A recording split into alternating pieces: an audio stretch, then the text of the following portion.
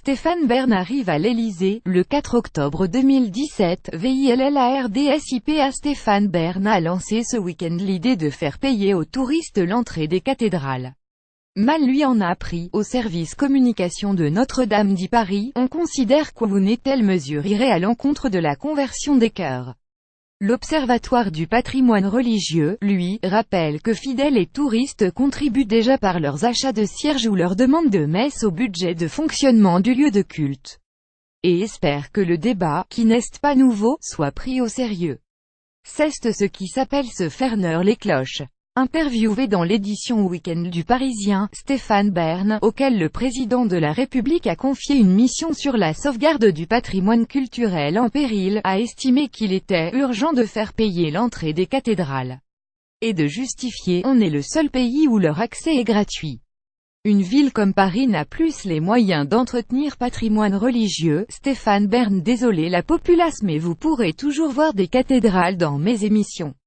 Audience pic.twitter.com /WorldDTV des infos @WorldDTVDS Info November 13, 2017. Une simple idée, rapidement critiquée sur les réseaux sociaux notamment.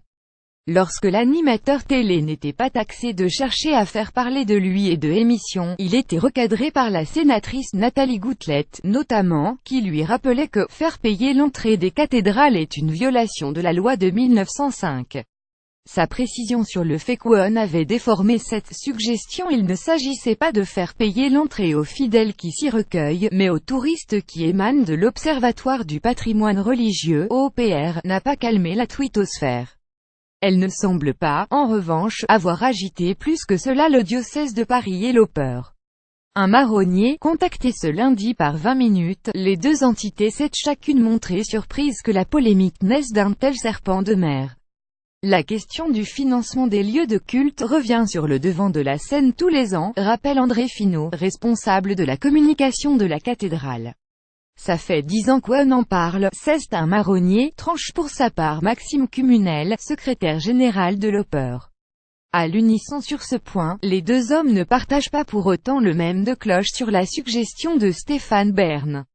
Pour André Finot, faire payer l'entrée des cathédrales aux visiteurs ne serait pas une opération financière si intéressante que cela. Ces édifices ne connaissent pas tous la même fréquentation. Seule Notre-Dame attire entre 12 et 14 millions de visiteurs par an. Strasbourg doit en accueillir 4 millions et Chartres 1,4 million, et faire payer 10 € l'entrée à 10 millions de visiteurs ne vous rapportera pas 100 millions d'euros, il y a quand même une charge de fonctionnement importante derrière. La cathédrale s'autosuffit, dons, quêtes, demandes de messe, ventes réalisées à la boutique d'objets religieux. Les ressources annuelles de la cathédrale de Paris s'élèvent à quelques 6 millions d'euros, annonce André Finot. Un budget qui permet de salarier 67 personnes, de régler, par exemple, 800 € de chauffage par jour et 5 heures de ménage quotidien, mais aussi d'offrir de nombreux concerts et des visites guidées gratuites. La cathédrale s'autosuffit, insiste le communicant, pour qui faire payer l'entrée aux touristes irait au-delà, à l'encontre de deux principes, la conversion des cœurs et la gratuité de l'accès à la culture pour tous. Pour la Conférence des évêques de France CEF, les cathédrales, alors même qu'elles font partie du patrimoine culturel de la France, sont avant tout des lieux de prière et de culte dont l'accès doit être libre.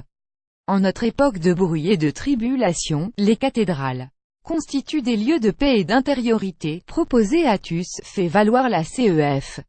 Rendre leur accès payant entamerait la dimension de gratuité que comporte la proposition de la foi, la rencontre avec Dieu, estime-t-elle.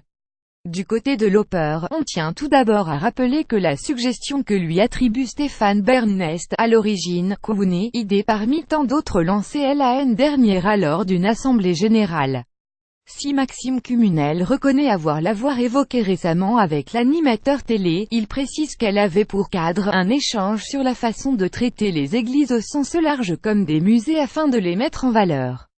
Rien de scandaleux à associer les touristes au financement d'un lieu de culte, aux yeux du secrétaire général de l'Observatoire qui a, rappelons-le, pour vocation la préservation et le rayonnement du patrimoine français, toute religion confondue. Il est ni grec à rien de scandaleux à associer les touristes au financement d'un lieu de culte.